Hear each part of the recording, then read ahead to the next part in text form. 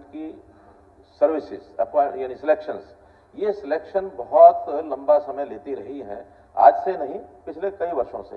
पोस्टें सैंक्शन होती हैं भर्ती के लिए, फिर रिक्वेशन या तो लेट जाती है, रिक्वेशन जाती है तो वहां का प्रोसेस इतना लंबा है, फिर नंबर ऑफ पोस्ट इतनी ज्यादा है,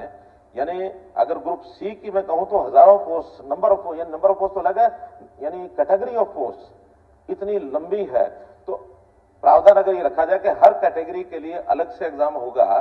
चाहे 10 पोस्ट है तब भी लाखों लोगों ने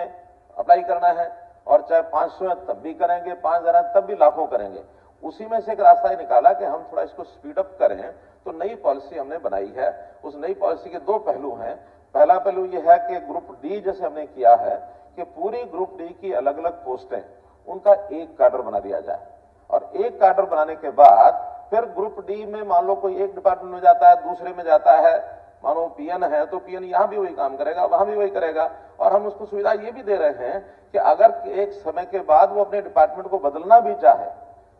क्योंकि एक ही कैडर जब बन गया है तो उसने काम यहां भी करना वहां भी करना, अपने चॉइस से भी जा सकता है। सीनियोरिटी के हिसाब से जैसे हम ट्रांसफर करते हैं वैसे सीनियोरिटी के हिसाब से उसके डिपार्टमेंट भी बदले जा सकते हैं। लेकिन अभी ग्रुप सी में ये हम काम कर नहीं पाए हैं, और मैं आपको अपनी मंशा बताना चाहता हूं कि हम ग्रुप सी में भी इसको, क्योंकि बहुत विभाग हैं, सब विभागों के अपने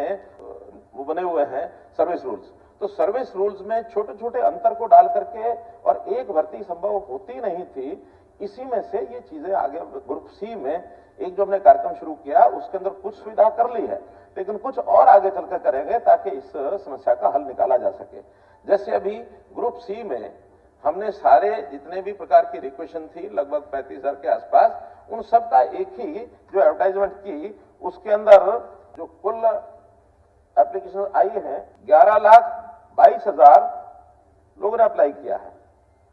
और उसके बाद 3,59,000 हमने सीईटी फेज 1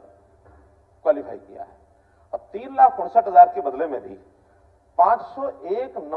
यानी टाइप्स ऑफ पोस्ट ये है। अब 501 एग्जाम लेने से आगे, क्योंकि उसमें सबके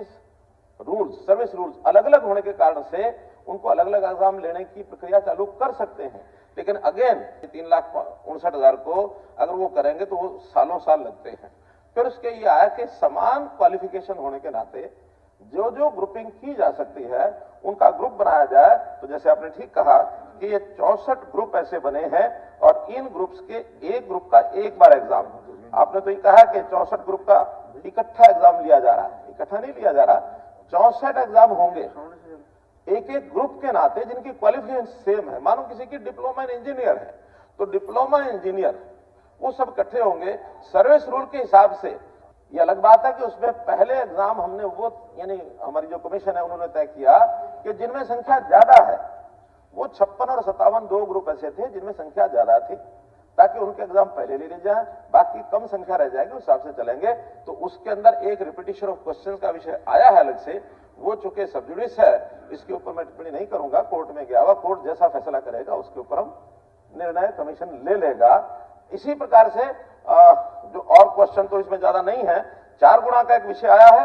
4 गुणा इसलिए कि देखिए उसके बाद भी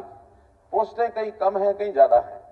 तो इसलिए हर एक पोस्ट के लिए अलग से सारी संख्या को बुलाना उसकी बजाय, कहीं मान लो 25 लोग सिलेक्ट हो रहे हैं, तो जो एक क्वालिफाई करके सीटी 1 आया है, इसका मतलब उनकी भी एक मेरिट बनी है, और जब मेरिट बनी है तो 25 की जगह 100 लोगों का टेस्ट लेकर के उस 100 में भी अगर व्यक्ति नहीं आता है तो कमीशन का मानना है कि उसके बाद वाले आने की संभावना नहीं है। 100 में से 25 लोग सिलेक्ट हो जाएंगे, 75 में से बाकी जगह किसी ने अप्लाई किया हुआ है तो वो 4 गुणा में आएगा तो वो सिलेक्ट होगा, इसलिए 4 गुणा का रखा है। ठीक है, इसका विरोध हुआ है, हम इसका एक इसके बाद सरकार विचार करेगी कि हमने इसको कैसे लेना है।